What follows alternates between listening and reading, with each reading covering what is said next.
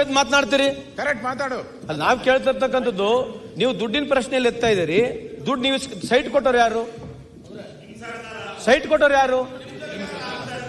Site ಕೊಟ್ಟವ್ರು ಯಾರು? Site ಕೊಟ್ಟವ್ರು ಯಾರು? ದುಡ್ಡು ಇಸ್ಕೊಂಡಿರಾ? ದುಡ್ಡು ಇಸ್ಕೊಂಡಿರ ನೀವು? ಸೈಟ್ ಕೊಟ್ಟು ದುಡ್ಡು ಇಸ್ಕೊಂಡಿರಾ? ಸುಮ್ಮನೆ ಯಾಕೆ ಮಾತಾಡ್ತೀರ ಹಂಗ? ಅಧ್ಯಕ್ಷರೇ, ಸೈಟ್ ಕೊಟ್ಟವ್ರು ಯಾರು ಅಂತಾರೆ. ಲಾ ಮಿನಿಸ್ಟರ್ ಯಾರು ಕೊಟ್ಟವ್ರನ್ನ ಅವ್ರು ಜೈಲ್ಗೆ ಹಾಕಿ, ಯಾರು ಬೇಡ ಅಂತಾರೆ ಅದಕ್ಕೇನೆ ಜೈಲ್ಗೆ ಹಾಕಿ ಅವ್ರನ್ನ. ಅದಕ್ಕೆ ಕಮಿಷನ್ ಎನ್ಕ್ವೈರಿ ಮಾಡಿದ್ದು ನಾವು. ನಮ್ಮ ಪಾರ್ಟಿಯಲ್ಲಿಲ್ಲ ಅವರು. ಅದಕ್ಕೆ ಕಮಿಷನ್ ಆಫ್ ಎನ್ಕ್ವೈರಿ ಮಾಡಿದ್ದಾರೆ ಮೂಡ ಅಧ್ಯಕ್ಷರು. ಕಮಿಷನ್ ಆಫ್ ಎನ್ಕ್ವೈರಿ ಮಾಡಿದ್ರು. ನಮ್ಮ ಪಾರ್ಟಿಯಲ್ಲಿಲ್ಲ ಅವರು. ಮಾತಾಡಿ ಜೈಲಿಗೆ ಹಾಕಿ. ಆನರಬಲ್. ಆಯ್ತು, ಕೂತ್ಕೊಳ್ಳಿ. ಮತ್ತೆ ಚರ್ಚೆ ಮಾಡುವಾಗ ಚರ್ಚೆ ಬರುವಾಗೆಲ್ಲ ಮಾತಾಡಿ, ಎಲ್ಲರಿಗೂ ಅವಕಾಶ ಕೊಡ್ತೇವೆ. ಅವಾಗ ಈಗ ವಿಚಾರ ಇಲ್ಲಿ. ಆನರಬಲ್ ಲಾ ಮಿನಿಸ್ಟರ್, ಅಲ್ಲ ಒಂದು ನಿಮಿಷ, ಇದಕ್ಕೆ ಮತ್ತೆ ಹೇಳ್ಬಿಡ್ತೇವೆ. Honourable law minister is trying to take shelter under some rules. ಒಂದು ನಿಮಿಷ ತಾಳ್ರಪ್ಪ. ಈಗ ಸಮ ವೊಕ್ಯಾಬ್ಯುಲರಿ ಎರಡಿದೆ, ಅರ್ಜೆಂಟ್ ಒಂದಿದೆ, ಇಂಪಾರ್ಟೆಂಟ್ ಒಂದಿದೆ. ಈಗ ನಾವು ಈ ಸದನಕ್ಕೆ ಬರೋ ಒಂದು ಅನ್ಫಾರ್ಚುನೇಟ್ ಏನು ಅಂತಂದ್ರೆ, ನಿಮ್ದಿರ್ಬೋದು ನಮ್ದಿರ್ಬೋದು, ಸದನ ಕರೆಯುವ ಸಮಯವೇ ಕಡಿಮೆ. ವರ್ಷದಲ್ಲಿ 100 ದಿನ ಕರಿಬೇಕು ಅಂತ, ಇಲ್ಲ 60 ದಿನ ಕರಿಬೇಕು ಅಂತ, ಕೊನೆಗೆ 25 ದಿನನೂ ಕರಿತಲ್ಲ. But we are better than other states. ಅದೇ ಸಮಾಧಾನ. ಹೀಗಿರುವಾಗ ನನಗೆ ಬಹಳ ಸೀನಿಯರು ಎಚ್ ಕೆ ಪಾಟೀಲ್ರು, ಬಹಳ ಲರ್ನೆಡ್, ಬಹಳ ಅನುಭವಿ. Unfortunately he is defending a very bad case. Very bad case. ನೀವು ಇಡೀ ಸಮಾಜ ಇವತ್ತು ಗಮನಿಸ್ತಾ ಇರುವಾಗ you have taken a very bad brief. So ಅದಕ್ಕೋಸ್ಕರ ನಾನು ಸಭಾಧ್ಯಕ್ಷರು ಕೇಳ್ಕೊಳ್ಳೋದು, let us not go into this nitty gritty. ಇವತ್ತು ನಾನು ಹೇಳಿದಾಗೆ ದೊಡ್ಡ ಚರ್ಚೆ ಆಗ್ತಾ ಇದೆ. ಇದು ನೀಡ್ಲ್ ಆಫ್ ಸಸ್ಪಿಷನ್ ಅಂತ ಒಂದು ಪದ ಇದೆ. ನೀಡ್ಲ್ ಆಫ್ ಸಸ್ಪಿಷನ್ ಇವತ್ತು ರಾಜ್ಯದ ಬಹಳ ಮುಖ್ಯವಾದ ವ್ಯಕ್ತಿಯ ಕುಟುಂಬದ ಕಡೆ ಇವತ್ತು ತೋರಿಸ್ತಾ ಇದೆ. ಸೊ ಅದ್ರ ಬಗ್ಗೆ ಇರುವಾಗ ಈ ಸದನದ ಜವಾಬ್ದಾರಿ ಇದೆ. We should discuss. Let them answer, let them defend, ಎಲ್ಲಾನು ಮಾಡ್ಲಿ.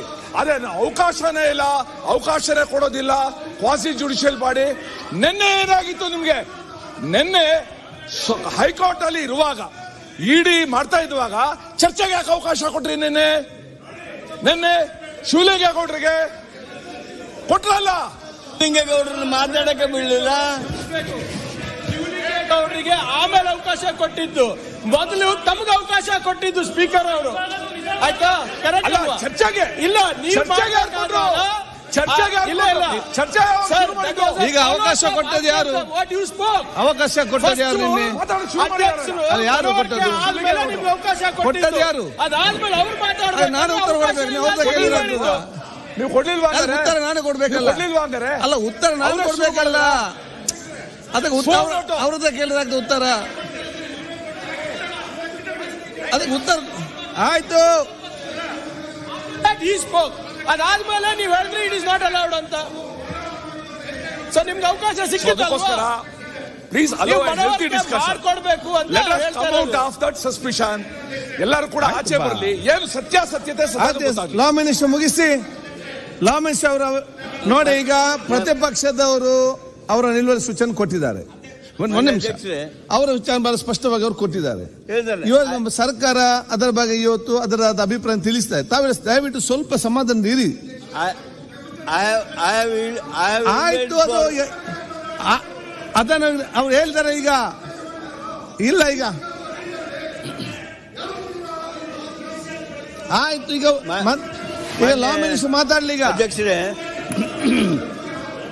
ಅಧ್ಯಕ್ಷರೇ ಲಾ ಮಿನಿಸ್ಟರ್ ಅಲ್ಲಲ್ಲ, ತಮ್ಮ ಸಹಾಯ ಆಯ್ತು. ಮತ್ತೆ ಮಾತಾಡಿ. ಲಾ ಮಿನಿಸ್ಟರ್ ಮಾತಾಡಿ. ಲಾ ಮಿನಿಸ್ಟರ್ ಮಾತಾಡ್ಲಿ. ಲಾ ಮಿನಿಸ್ಟರ್ ಮಾತಾಡಿ.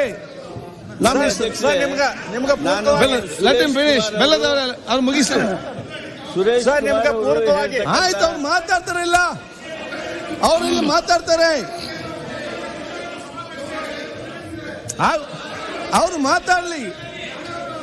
ಅವ್ರು ಮಾತಾಡ್ಲಿ ಕೊಂಡ್ರೆ ಆಯ್ತು.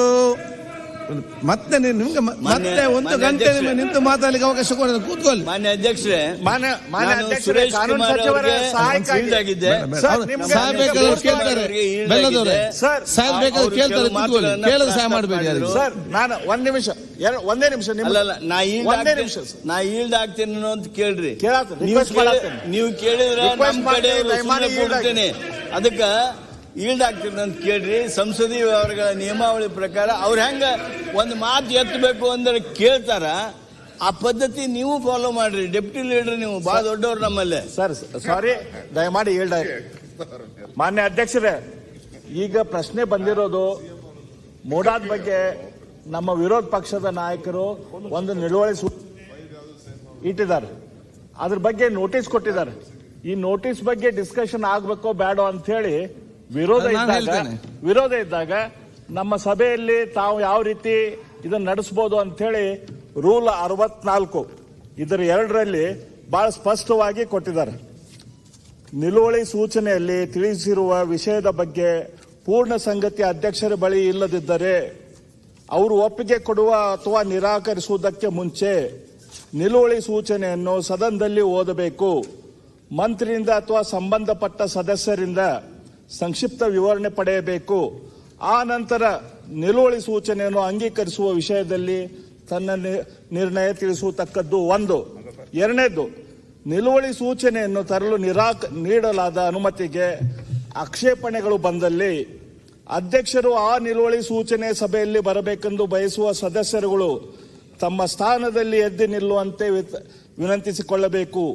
23 ಸದಸ್ಯರುಗಳಿಗೆ ಕಡಿಮೆ ಇಲ್ಲದಷ್ಟು ಸದಸ್ಯರು ಎದ್ದು ನಿಂತರೆ ನಿಲುವಳಿ ಸೂಚನೆಗೆ ಅನುಮತಿ ಸಿಕ್ಕಿದೆ ಎಂದು ಅರ್ಥ.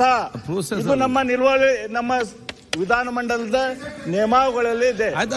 23 ಮಾತಾಡ್ಲಿ ಅಲ್ಲ, ಕರೆಕ್ಟ್ ಹೆಲ್ತ್ ಡಿಸ್ಕಷನ್ ನಂದು ಸ್ವಾಮಿ ಅವರೇ, ಈ ಕಾನೂನು ಮತ್ತು ನಿಯಮಗಳ ಬಗ್ಗೆ ಸ್ಪಷ್ಟವಾದ ಚರ್ಚೆ ನಡೀತಾ ಇದೆ. ಸ್ವಲ್ಪ ಕೇಳಿ ಕಲೀರಿ ಸ್ವಲ್ಪ. ಆಯ್ತು, ಅವ್ರು ಮಾತಾಡ್ತಾರೆ, ಲಾ ಮಿನಿಸ್ಟರ್ ಮಾತು ಸ್ವಲ್ಪ ಕೇಳಿ. ಇದು ನಿಮ್ಗೆಲ್ಲ ಅನುಭವ ಆಗ್ತದೆ ಫ್ಯೂಚರ್ ಅಲ್ಲಿ. Is some of knowledge. ಆಯ್ತು, ಈಗ ಮಾತಾಡ್ಲಿ. ಈಗ ಅವ್ರು ಮಾತಾಡ್ಲಿಕ್ಕೆ ಬಿಡಿ, ಮಾತಾಡ್ಲಿಕ್ಕೆ ಬಿಡ್ಲಿ, ಅವರನ್ನು ಮಾತಾಡ್ಲಿಕ್ಕೆ ಬಿಡಿ. ಈಗ ಚರ್ಚೆ ಇಲ್ಲ, ನೀವು ಯಾಕೆ ಸಬ್ಜೆಕ್ಟ್ ತೆಗಿತೀರಿ? ಮಂತ್ರಿಗಳೇ ಮಾತಾಡಿ.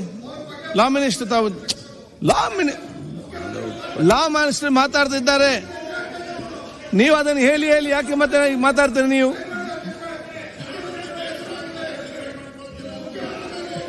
ನಿಲ್ಲೀಗ, ಲಾ ಮಿನಿಸ್ಟರ್ ಮಾತಾಡ್ಲಿ. ಈಗ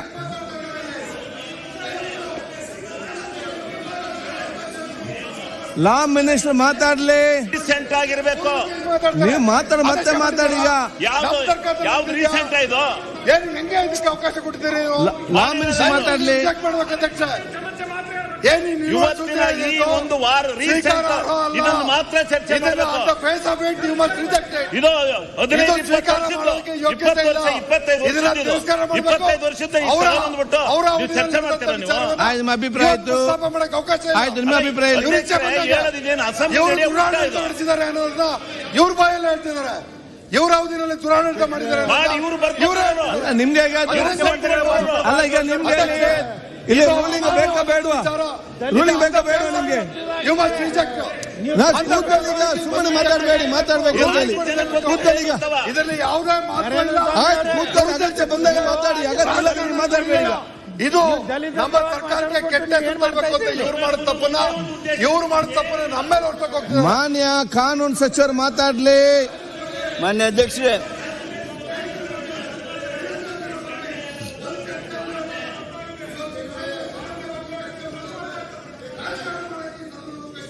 ಆಯ್ತು. ಮಾನ್ಯ ಅಧ್ಯಕ್ಷರೇ,